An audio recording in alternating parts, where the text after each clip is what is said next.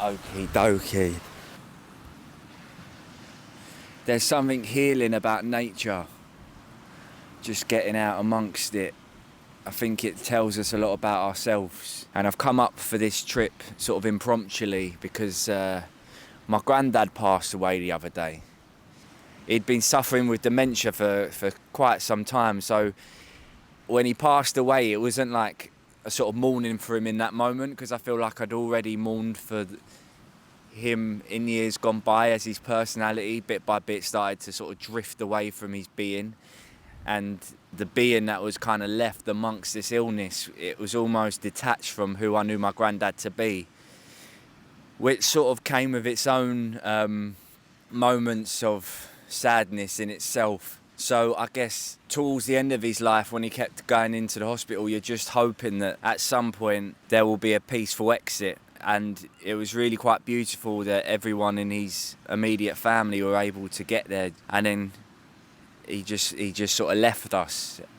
This granddad died at 86. My other granddad, Fred, he passed away late 50s. But then I didn't even find that sad at the time, because it happened in the same week that my friend, who would have been 15, passed away. And I remember with him thinking, well, granddads are supposed to die. That's how things follow. So then I remember when my friend passed away, that's what really struck me, as like, wow, this can come for any of us at any given moment. And when my granddad passed away the other day, it came at the same time as my friend's brother passing away. Certain things hit you from a side angle that it's really hard to have answers for, or even know where to look.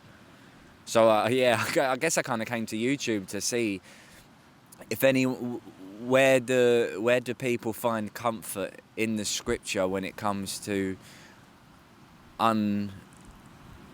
unconceivable loss.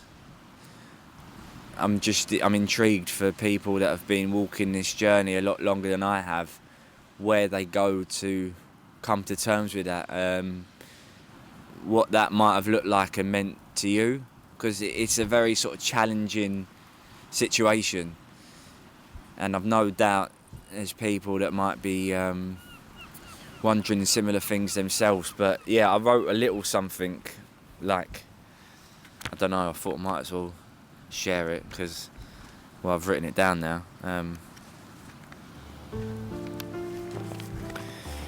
Loss. How do we look to God amidst unconsolable loss? If all that is good is in his name, so be it amongst the worst is he to blame. I struggle to accept the passing of a child or a young father can be a moment of motivation or perspective to inspire the works or wisdom are found in the future scope. So how do we look to God amidst an unconceivable loss? The previous is written with an angry heart. A defeated, maybe more accepting heart accepts that it is precisely amongst these unimaginable moments of unrest that we must head to the love and nurture of our Creator.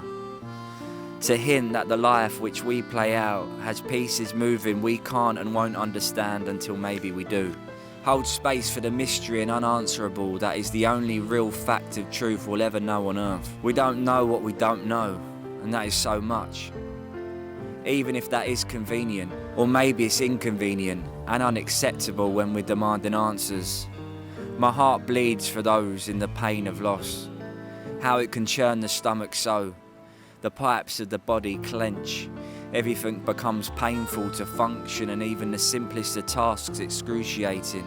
Paralysed by gut-wrenching pain, conversation yields the ability to make it worse and take it away. Loss isn't competitive, and so feel freely. Allow yourself to experience what needs to be when needed to be. The worst thing that's happened to you is the worst thing that's happened to you. No need for comparison. Maybe our ability to relate to loss is the only unified thing on earth. And yet we still kill and bomb for territory in the name of protection. What's worse is sometimes God's name is stolen to justify such acts. Or maybe such acts are obedient and are just too simple to comprehend.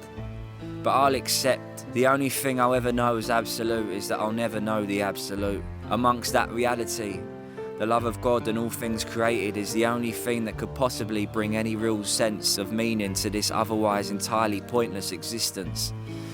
And so all works must be acted upon with rigour and zest, if even just out of respect for those who no longer share the experience of flesh. God allows us to be angry. Stories, memories and the Spirit allows us never to be lonely.